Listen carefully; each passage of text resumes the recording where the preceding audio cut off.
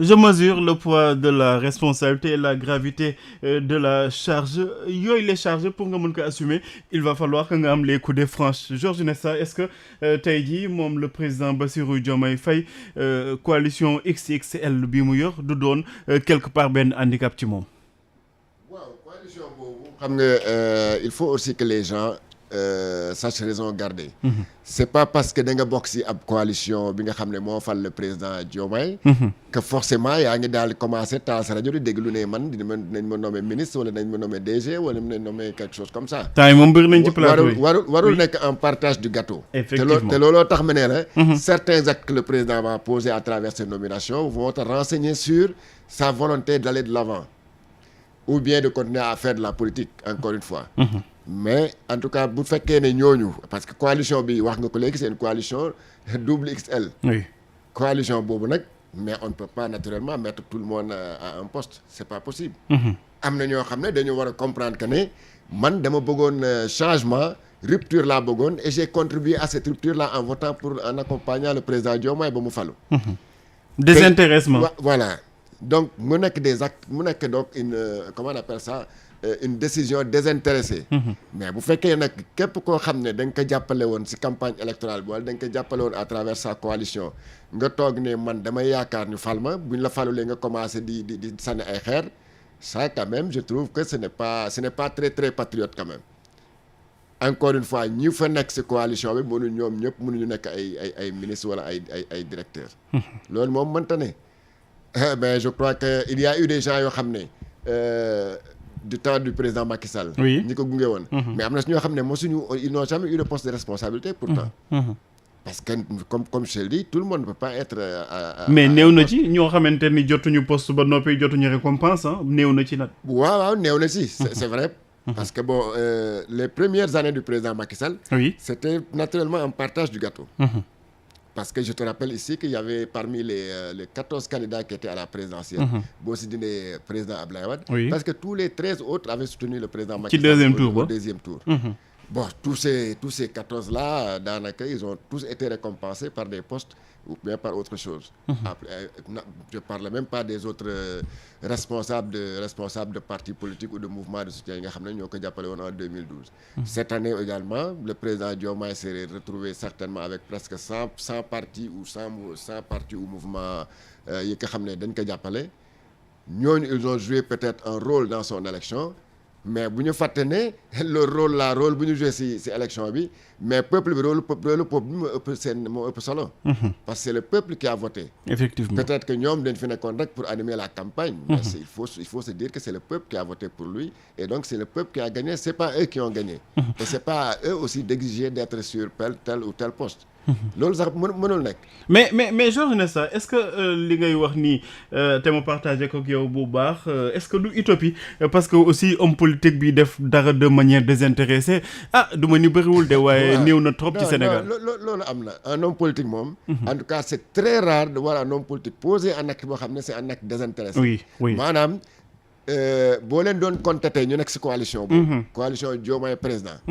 boo doon compter am ñoo xam ne boo leen ko laajoon tey da leen ne non man je l'ai accompagné de façon désintéressée soxlawuma si dara je ne m'attends à rien du tout.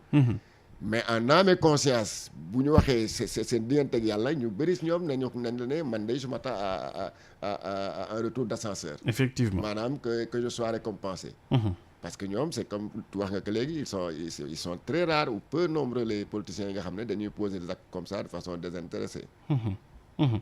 Sénégalais yi tànn ko moom mu nekk président bu gën a ndaw ci Afrique bu ñu fal mais aussi président bu gën a ndaw surtout fii ci Sénégal tey jii li ñuy xaar peut-être mooy rupture bu radicale un changement bu aussi ci wàll bu ne ak fànn bu ne changement boobu est-ce que du commencer ci gouvernement bi ñuy tànn mu nekk ay nit ñu bees comme moom Bassirou Diomaye Faye nu ñu ko tànnee mu nekk ku yees nekk ndaw est-ce que aussi jotul moom aussi mu wut équipe boo xamante ni dafay nekk voilà ay ndaw yu ñu ko gunge ndaw yoo xamante ni peut-être kenn ràññeewu leen trop ci wàllum politique. waaw bon loolu aussi encore une fois moom je crois que comme wax na ko ci discours am bi nee na il a mesuré la gravité de la charge donc xam na lu koy xaar encore une fois maintenant comment faire maintenant ban équipe ay ban yan façon profil la soxla pour mën a pour mën a accomplir sa mission à la tête du Sénégal loolu il va bien y réfléchir. S'il pense que bon il y a des profils yi nga xam ne ñu ngi ci biir au sein de sa coalition wala ñu ngi Sénégal wala ci diaspora bi mais il va faire appel à ces compétences-là. Ça c'est sûr. Ça c'est la moindre des choses. Maintenant, est-ce qu'il sera obligé de s'appuyer sur d'anciens profils ou d'anciennes têtes qui étaient dans l'ancien régime? Là, c'est une autre question. Ça, c'est un autre débat. Ouais. Ça, c'est un autre débat. mën na am nag mu gis ñoo xam ne àndoon nañu ak président Macky Sall am nañu compétence parce que c'est pas tout ceux qui étaient avec le président Macky Sall qui étaient militants de l'APR ou de Benno Bokk Yaakaar. Boo jëlee le cas de Mamadou Makhtar Cissé le ministre de l'Intérieur, ben lui il n'est pas de l'APR, il n'est pas de Benno Bokk Yaakaar, il est apolitique. Donc bu gisee ne bu jàppee ne par exemple kooku il a un bon profil pour continuer à être ministre de l'Intérieur parce qu'il a montré en tout cas certaines compétences et il a montré quand même un certain sérieux dans son travail en organisant des élections très transparentes, en tout cas régulières. S'il estime que kooku war naa ko mën a bàyyi à sa place, mais rien ne lui empêche de le faire. Maintenant, il peut pas continuer à dire que voilà, même un tel monsieur a été ministre sous Abdoulaye Wade, je le reconduis. Je vais reconduire par exemple le ministre Sidiki Kaba, confier ko peut-être un poste ministériel ou quelque chose comme ça. Là, c'est un autre débat et ça dépendra maintenant de l'appréciation qu'il a de ces gens-là. Il peut, mais je crois bien que nag ak coalition bu mu àndal bi nga wax noonu. Oui. Ak li am profil au Sénégal. Oui. Je pense qu'il peut se passer quand même de faire transhumer en tout cas ñu nekkoon avec le président Macky Sall. Surtout li nga mujjee wax Sénégal bu nekkee talent ak compétence ñàkku fi. Lan moo waral à chaque fois ñiy jël par exemple un Matar Cissé wala keneen ki nga xamante ni yàgg nañ koy gis pourquoi ne pas donner la chance aux autres aussi ñu wane seen expérience ak seen expertise nul n'est indispensable dit-on. Ouais, nul n'est indispensable mais loolu c'est moo tax ma ne loolu ça dépend de l'appréciation du président de la République. Parce que moom c'est lui qui nomme aux emplois civils et militaires ça la constitution moo ko may donc bu jàppee ne Pape Matar mii il était avec Macky Sall mais su ma ko jëlaatee mën na liggéey boo xam ne dina ma mën a dimbale ma mën a remplir en tout cas ma mission mais rien ne va l'empêcher de te prendre. Loolu c'est pas un problème. Man sama problème mooy qu'il n'a pas à dire que oui tous les anciens qui étaient là dem leen di jëlaat. Recycler leen. Recyclage boobu bon vraiment les Sénégalais. Mais changement quand même mënut a ànd recyclage. Changement te am na ñoo xam ne boo bëggee rupture dëgg. Oui. Effectivement ça doit commencer par là. Mais effectivement. La rupture ça doit commencer par là. C'est-à-dire indi des nouvelles compétences. C'est ça. Encore une fois compétences yooyu ça ne manque c'est pas ce qui manque au Sénégal. Effectivement. C'est pas ce qui manque au Sénégal il y a encore au niveau de la diaspora. La preuve ñu bëri ñu ñuy wax ay Aminata Touré Mimi Touré ñooñu Macky Sall ñoom moo leen indi ci gouvernement ba ñu xam peut-être seen compétence ak wala seen lu mu munti doon. Mais justement. Oui. C'est-à-dire donc bu ñu joxee chance à d'autres personnes aussi ñu wane seen mérite. Voilà mais nañu may chance par exemple. Effectivement. D'autres Sénégalais nga xam ne peut-être ils n'ont jamais été ministres n'ont jamais occupé ces postes de responsabilité. Mais pourtant boo leen nommé ministre tey ñu liggéey boo xam ne peut-être quelqu'un qui a fait 12 ans avec le président Macky Sall du ko mën. Donc man daal à mon avis il est hors de question de recycler encore ces gens-là parce que loolu lu muy indi mooy rek la transhumance. La transhumance ça commence par ça.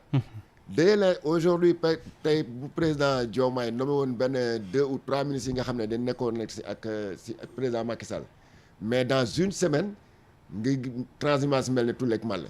Parce que ku nekk da ngay naan comme il a pu nommer telle personne alors qu'il était avec le président Macky Sall mais pourquoi pas moi. Il va juste falloir que je me range de son côté ne que voilà jébbalu naa ci Pastef laa bokk léegi wala bon je suis venu vous accompagner pour que tout le monde dise la même chose parce que bu benn transhumant 2 transhumants rek nga gis ñëpp gars yëpp fàq ñëw te loolu quand même ce serait pas la rupture bi nga xam ne moom la Sénégal yi di xaar si moom.